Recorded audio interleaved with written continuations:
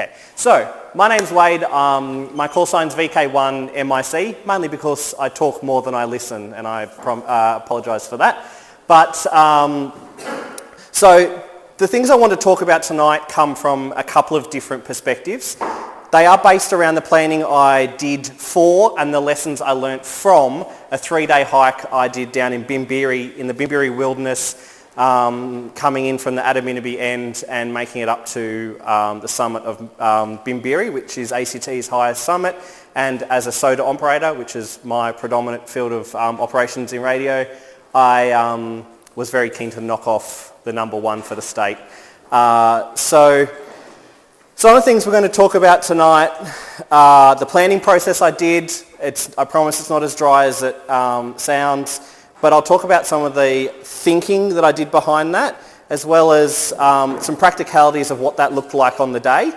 And I'll also talk about the fact that I was fully supported by not only the VK1 amateur group as a whole, but also specifically the VK1 and one VK2 SOTA operator, and I'll bring that up a little bit along the way. So and I apologise if there are some small text. I'll talk through it. It's more so I don't forget to talk about anything. So a quick summary of what I'm going to cover off tonight is the planning process, the fact I used locations that were checkpoints, radio redundancy, RF redundancy, as in the operating modes, the monitoring, as in who I spoke to was actually independent of who was sitting on the repeater at any time. It released any need for one person to be sitting on Giannini 2 metres as at any one time. And the other thing, some lessons I learnt were don't be afraid to revise your plans to suit conditions, and I'll cover that off. And when solo and communicating, don't use maybes. To be completely cold and inhumane about it, do you want to be found warm or cold? Essentially, if you add maybes, search teams have to split. Essentially, make it easy for your rescuers. So, my goal. What was I aiming to do? I was going to head out from Canberra on Good Friday. I drove south via Adaminaby, got to the trailhead, and I'll put a map up shortly and explain what that all is about. Get to a campsite, set up, and then the next day, head up to Mount Bimberi, come down, camp again, head up to Mount Murray, which the two summits sit next to each other, and my campsite was right in the middle. And then that third day, after hitting Mount Murray, smash it back down, pack up, and power back to the car and head back to Canberra. 3 days. What did that look like on the map? So coming in from Adaminaby, heading up to the car park, which there's a locked gate, so you can't really go any further, you can't miss the car park. Then midway along is Oldfields Hut. Further along to create the base of the T is the campsite, Murray's Gap, literally the gap between the two summits, Bimberi and Mount Murray. Remember before I talked about checkpoints? They're the very checkpoints I used. The distances there between those points? The whole thing is 26 k's, as I said, but I was avoiding it. Yeah, and they're linear kilometres, not vertical distance. So while this bit here looks like a short leg, we'll talk about that. So driving is 3 hours to get to this point. About 45 minutes with 25 kilos on your back, up and down to Oldfields. About another 4 hours, and we'll check the log to see if my times are right, to Murray's Gap, set up. So I was here in time to set up camp, collect water as the sun was setting. And this is the Easter long weekend, and I'll talk about why that's relevant in a sec. So, really small writing, that's there for me to remember. I'll hand them out. But this is a plan. I did a 3-day plan that I shared with about 25 people as part of the SOTA group. The things that I articulated in this document were my assumptions. I assumed to not have mobile coverage, number one. I said my main method of communication, so where you'll be most likely to get me is on the 2 metre Giannini repeater. I also put the frequency and the tone, because this I was thinking was not just for the people who knew what I was talking about. If and when it had to be provided to SES/SAR, someone knew how to contact me if they needed. I also articulated I was operating APRS, and I'll put that up in a second to show what that was all about. And remember before I said I was going to use a system that didn't require one person to sit on Janini Repeater as my overwatch single station, the person who was going to take my calls. Google Drive that allowed anyone who had that link to say that they'd spoken to me, that I was doing X, I was at a checkpoint, anything like that. Because there's nothing worse than someone worrying and someone else having the answer to that, and neither of those two parties are me. So I didn't want anyone creating an alarm where there didn't need to be one. Also, it's a really good way for me to go back now 3 months later and see where and when I was. And I also articulated what radios I had with me so people could discern capability. And I also talked about my antennas so people could guess what frequencies I was working. But I also articulated my concerns, where I was worried, the things that were going to be my weaknesses. And the last paragraph there says, water is my constant concern on the valley floor. However, wind is my concern on the peaks. That was more for my planning, but I wanted to share them straight up front. Yep. Were you the first person to talk to you? No, but there's been a number of years between the person who was, which was Andrew, and Al, and for SOTA, people walk up Bimberi every day, but yeah. 2009 reference? Yeah, and it, like, even now, so there's a bit of time between each of us. When we get to it, the path is hope and pray a lot of the way on the footpad. If I didn't have the cans in my GPS, you lose one and then you're trying to come back. The path isn't as defined as you would hope. Then I did a day-by-day plan, which I've already articulated, what I wanted to do and what checkpoints I was going to operate. This sounds really, really, really nerdy, but I included, when I called something, I named it and gave a lat long for it. Again, my thinking was not for people who I'd be talking to every day, if I'd be mean and in my other job say it's for the coroner, but it's actually for the search and rescue teams. It's for people to actually be able to call South Care if we still had South Care if we needed it and actually point them at something. So, waypoints. Oldfields Hut. It's actually a physical man-made structure. When I rocked up, and this is where I stopped for lunch on day one, there's actually some long-distance cyclists had set up just out of frame and they were actually doing their washing. So I had lunch with them. So we had a good chat. We talked about radio. We talked about the fact that they were completely off-grid for about 6 days at a stretch riding from Kosciuszko, and this is where they were camping for the night.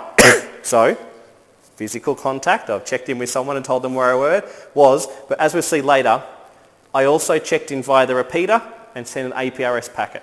What that looks like and all that will come up shortly. By the end of day one, the best way to describe how I was feeling when I got here, set up my tent, collected some water, so they're 2 litre bags of water and just my daily drinking. I was shagged. I was absolutely wrecked. The sun is setting as the moon is rising. That's actually the moon up here rising over the, over, and that's Bimberi on your left and Mount Murray on your right. When that sun dipped just at the tree line, I went from being able to wear a singlet, a mid-layer and a fleece. Remember, we're talking Easter long weekend. We're not talking this weekend. It dropped so fast that in the time it took me to unpack a puffy, there was frost starting to form and dew on that long grass. It plummeted. We're in a zone that's no fires. Lesson number 1, don't camp there. Go about 100 metres down the hill and you're in New South Wales and you can have a fire. So, I wake up the next day, those two litre bags of water froze overnight. I'm not talking a little bit crunchy, I'm talking I could bounce them. They were solid. So, that was a bit cool. Not super good for a night's sleep where I'm going to have a pack and smash up a pretty rustic trail. So, 2.5 hours into my climb in Bimberi, it became evident that Mount Murray the next day was a no-go. to also do Mount Murray and then head back to Canberra the next day would not be viable. I dropped Mount Murray before I even reached the top of Bimberi, but for me, my most important action after that decision was to communicate that change, because everyone would have been thinking day 3, Wade's on Mount Murray. So I'll talk about that in a sec as well. So people will ask, and I've just put some notes in here regarding kit, because I had a lightweight one-man tent that was under 1.7 kilos. I had a sleeping pad, a quite cold-rated sleeping bag to a temperature I thought was going to be cold enough. It wasn't. I was sleeping in everything I owned. I had 4 days of food, 1 day redundancy. I carried a UV sterilizer for the water. You know, a lot of the people I was talking to, because I saw about 15 people, were just going barefoot, as in drinking straight from the stream. That's their call. I personally don't want the squirts in the bush. I had tabs as a backup.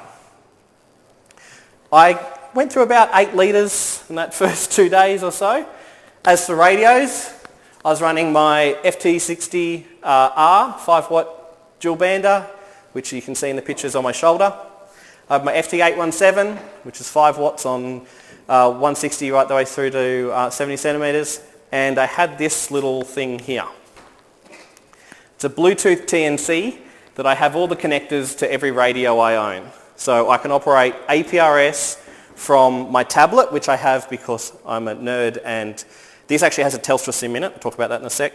But this is what I do on my logging for SOTA and parks and things like that on. So that's why I had that. But as a team, those 3 things allowed me to operate APRS, which I'll talk about in a sec again. What I had with me for antennas, I had my squid pole with 80, well, I didn't have an 80 at that stage. I had a 40, 20, 15, 10 link dipole, roll-up J-pole, so an actual fairly efficient antenna for the mobile use, and I had to use that. Climbing up Bimberi, we were in the shadow of Giannini, could not sustain a voice link or open Giannini repeater.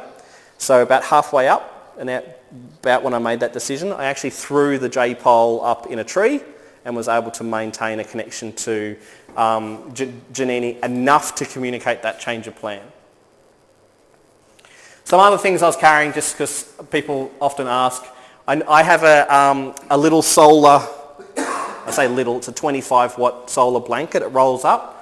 It has an 18 amp hour lithium battery inside it, pumps out 12 volts at 5 amps max, and 2.4 amp USB chargers. Just had a generic headlamp. Had my GPS with me, which is a Garmin GPS Map 64S, which I actually paid more for the maps for that in Australia than I did for the actual device. The little Galaxy tab. Now it ran Telstra. Now the variation of that tab means I can also use it for a phone if I need to as well. And I just had my iPhone with Optus on it as well. There was no service at any point from car park until peak of Bimberi. Okay. No, sorry, no telephone, voice or data. Just really quick dummy's guide to APRS. I didn't use it as a tracking mode. I didn't turn it on and broadcast my location all the time. I use it as a checkpoint. So when I was saying I was talking on the repeater, I also then hooked up and sent a packet which had a status. I'd arrived at Oldfields Hut having lunch.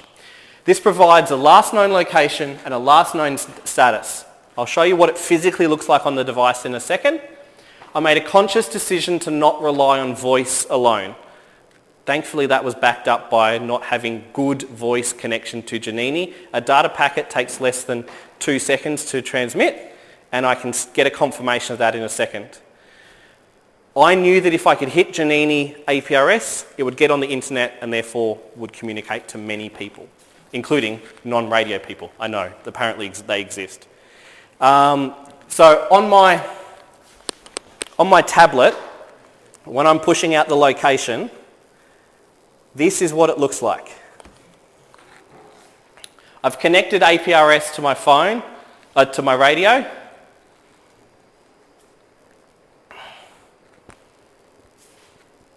I've sent a packet So I've said this is where I am, nothing's happened. No one's heard it. No Digipeat. I've received one from Black Mountain and then I've sent it again. I've sent another packet and I've received a confirmation that, for this example, that VK1 RBM heard that. So when we talk about communication, I could sit there calling or sending packets and have no confirmation that anyone received that. This removes that doubt. This tells me that it's hit Giannini. Now before I said about that shared log, you don't have to read it, I just put it up there for reference. But Friday, Saturday and Sunday, people use the log. So Andrew, VK1AD, at 0220 just said I arrived at Oldfields Hut. As soon as he typed that, anyone who had access to that file meant that they knew where I was.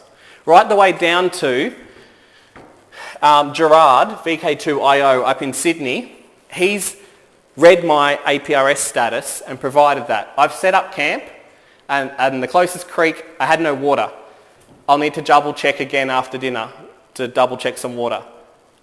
Time, status, you know how I am.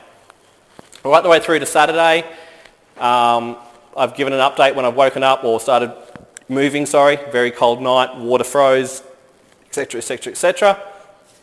Right the way through to log off. 0040, I got back to the car park and I'm driving back. Job complete.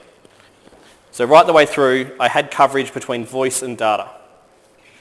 What do I keep banging on about? Redundancy, redundancy, redundancy. Both radios could operate on the local repeaters of 2 meters and 70, and they were all programmed that I could do that. Both radios contain an internal battery, but I can also run them from 12 volts if I needed to. I made a really dumb error, really dumb. On day one, I didn't turn off the HT in between reporting. I didn't make that mistake again, but I could have had to have plugged it into 12 volts the whole time. The J-pole was needed because obviously, as I said, the low quality connection to Giannini at that stage in the shadow.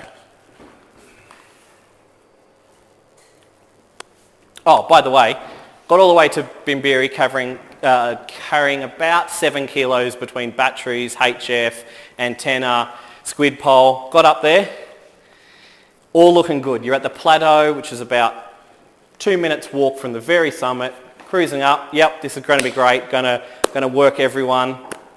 Reach the very top. I now know why the trees grow this way on top of Alpine mountains. The wind was blowing that strong I was not risking a HF antenna. However, all my wonderful friends from SOTA were also on summit, so I was able to activate and make more than 4 contacts as required under SOTA, just using my HT. I think I had over 100 kilometres range that day, so I wasn't disappointed, just it was disappointing I had to carry the extra weight where I didn't need it. Well, didn't end up using it. What did I learn? I didn't bring a backup cable between the TNC and the radio. I could have done that with the 817. Yep, okay. If it broke or I dropped the radio in the creek when I went to get water, I'd have no more location reporting other than voice, and I'd have to set up the 817 to do it. I estimated the cold in Murray's Gap. As I said, the water froze, poor sleep, reduced hauling and distance. I had all the VK1 repeaters in my radios. I didn't turn my mind south because I would have had a really great connection to either the Kuma or Anonymity repeaters easily on the other side where I was. Yep, cool, okay. It's a safety failing. I would have liked to fix that in the future. So I learnt a lot about amateur radio from YouTube, and I've been giving back by making lots of SOTA videos and things like that on YouTube, to the point that SOTA UK have asked me to make some videos for them. If you want to have a look, if that's your thing, there's a whole playlist of SOTA videos and just general radio stuff on there. However, that's all I really had, and I really sort of wanted to give you guys enough time to ask questions or did you think about type stuff.